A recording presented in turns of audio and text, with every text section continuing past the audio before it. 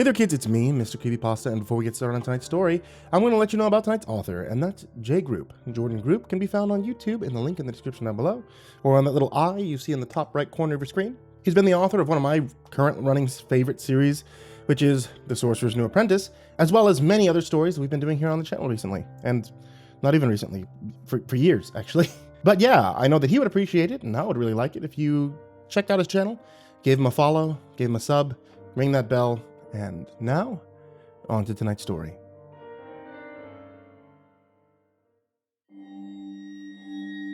As I followed my nemesis Bruca from a distant and mysterious dimension, I couldn't help but marvel at this strange place I had unwittingly teleported to. It was unlike any world I'd ever seen before, a shifting kaleidoscope full of dark, surreal imagery. Instead of a moon floating up in the sky, there was a shimmering three-dimensional diamond, which looked like it was made of highly reflective polished platinum, hovering just above the horizon. It rotated lazily like a rotisserie chicken, looking like it was positioned much too close to the ground for astrophysics to allow. After climbing a steep, crumbling rocky slope, I got a good view of what lay ahead of me, surveying a wasteland which stretched off hellishly into the distance. It reminded me of a Salvador Dali image, if he had painted it during a bad acid trip. Purple thunder boomed and toxic waste green lightning crashed far off in the distance. Beyond, jagged black mountains like teeth rising from the plains. In the fields in front of me, I saw long-legged creatures similar to spiders, with glowing red spots on their hind quarters. They looked like arachnid giraffes, their size dwarfing me in comparison. Their limbs were spindly and stretched out with too many joints, their bodies larger than elephants. They traced paths across the landscape in front of me, kicking up black dust which made me cough. In the sky, I saw winged creatures like bats, only much larger. They swooped down, drawing closer and closer to me as they came in to inspect me. I heard their huge snouts sniffing the air, and I shot a bolt of lightning at one of them, hoping to scare them off. Instead, the warning shot I intended, the blast of lightning hit the creature square in the belly, and it fell to the ground like a missile-struck jet, spinning and twirling in the air on the way down. Hearing its impact, I went down prone and waited on the ground for a few minutes, hoping Bruca wouldn't look back at the noise and see me, or come back to inspect what had caused the sound. After a while, I stood up again and saw she was marching forward down a long, twisted path leading towards the jagged mountains in the distance. The green lightning continued to flash ominously overhead as she moved steadily away. She had a good head start. It would take me a while to catch up to her. I brushed the dust from my clothing, then hurried along the path, my wand clenched tightly in my fist. Taking nervous glances towards the sky, I hoped none of the giant bats would attack me. They didn't seem to be bothering Bruca, but they were sniffing at me, as if I was a T-bone steak. When I came over the next rise, I found myself in a desert, which is strange since that isn't what I had seen from my elevated view a few minutes prior. But I figured I had just been seeing things. I had lost sight of Bruca. She was nowhere to be found. I looked all around, trying to figure out where she could have gone, but I was unable to spot her.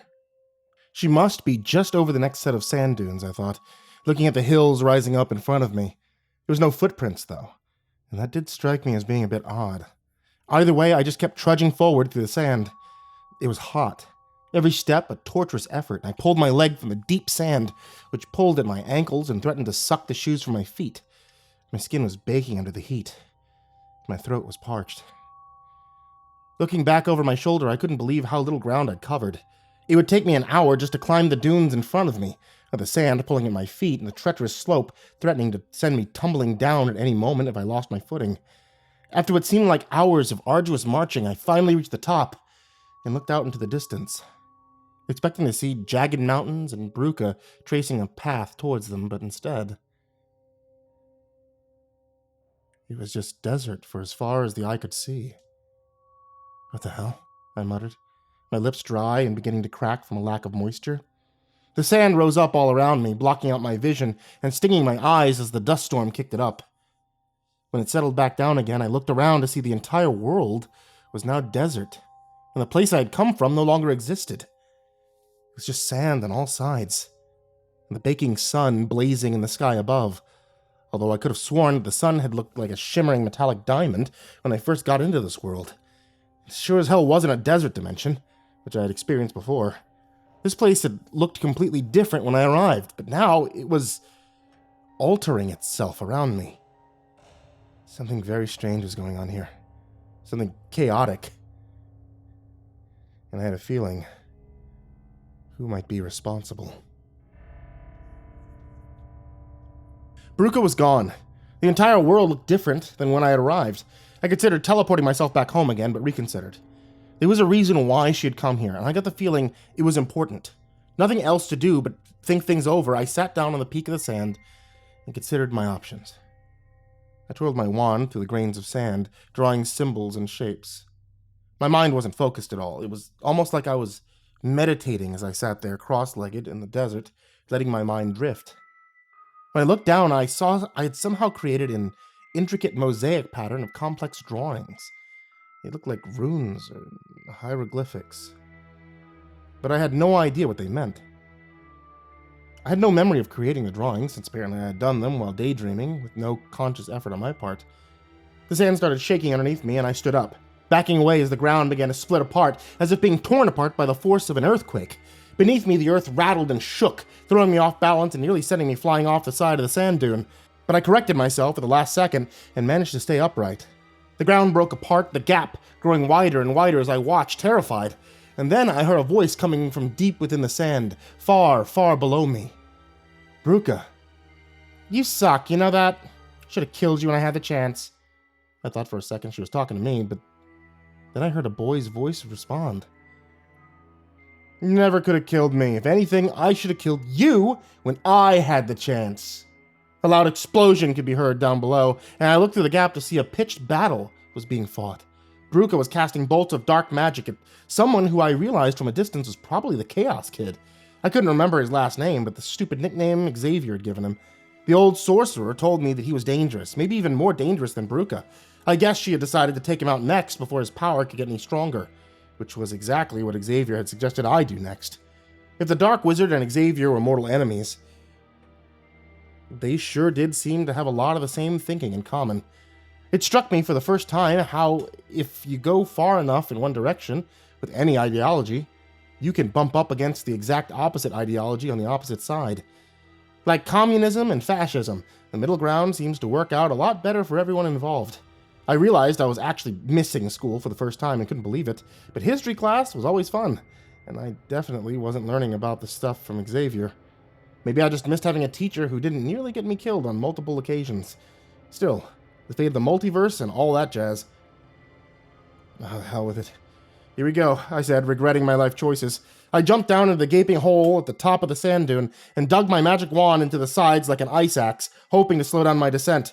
Grit and sand shot up into my face and stung my eyes, but it didn't slow me down. It didn't work at all. Sand is different from ice, I guess, since I just fell faster and faster, tumbling down into a pit while screaming at the top of my lungs. Luckily, the tunnel sloped gently at the bottom, bracing my fall, and I came sliding out of the hole into a wall of dungeon-like space at approximately 150 miles an hour.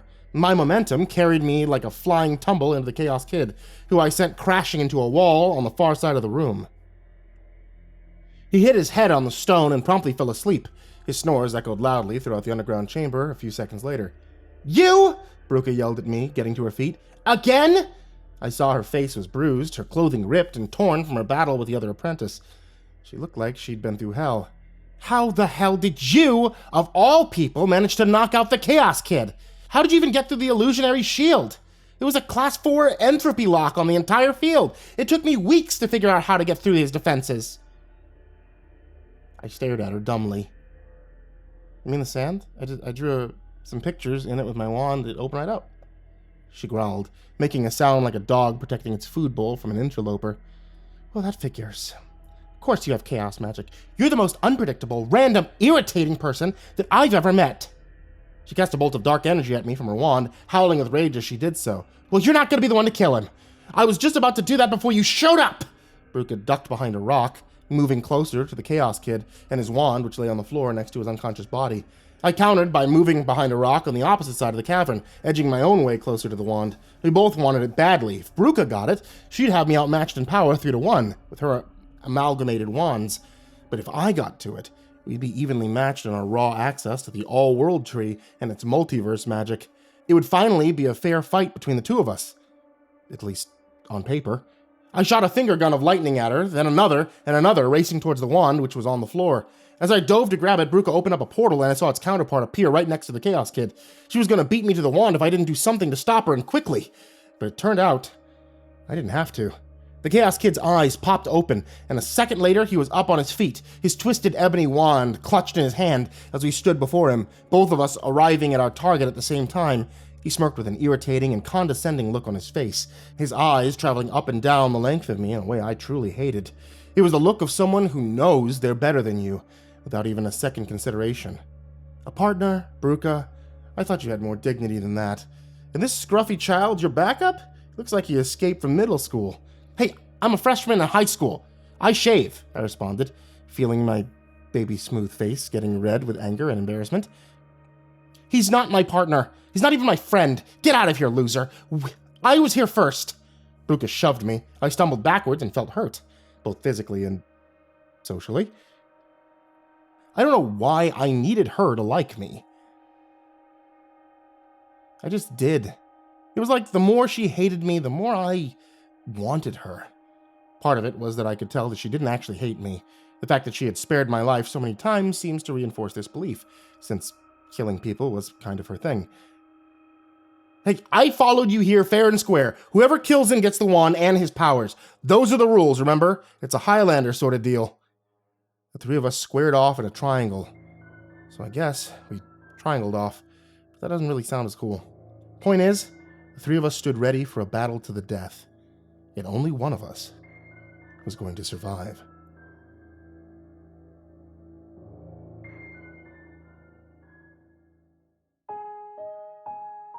Hey there kids, it's me, MrCreepyPasta, and thank you so much for watching tonight's video. And if you guys are not listening on the podcast, then I strongly suggest you check out Spotify. The MrCreepyPasta Storytime podcast on Spotify is exactly what you see here on YouTube. Or if you're listening on the podcast, I strongly suggest you check out YouTube. The MrCreepyPasta channel on YouTube is the exact same thing you see on Spotify. So really, there's no reason to cross-platform unless you just want to see more things. Or you want to see more of me, which you can also do on Twitter at MrCreepyPasta. And as always, I want to give a big thank you to everybody who supports me on Patreon. That includes everybody who's been waiting for me to update my Patreon, and I thank you all so much for being so patient with me.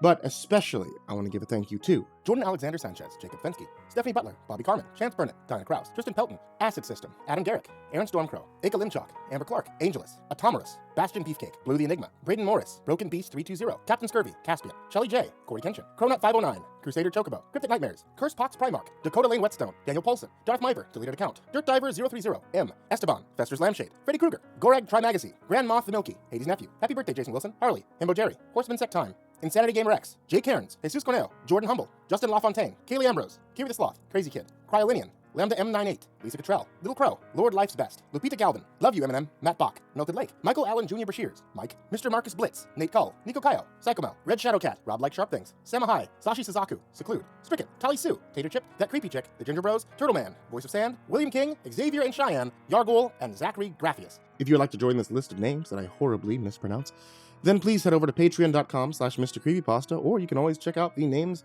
in the description down below, and I appreciate it infinitely. So thank you all on Patreon, thank you all so much, and to everyone, sweet dreams.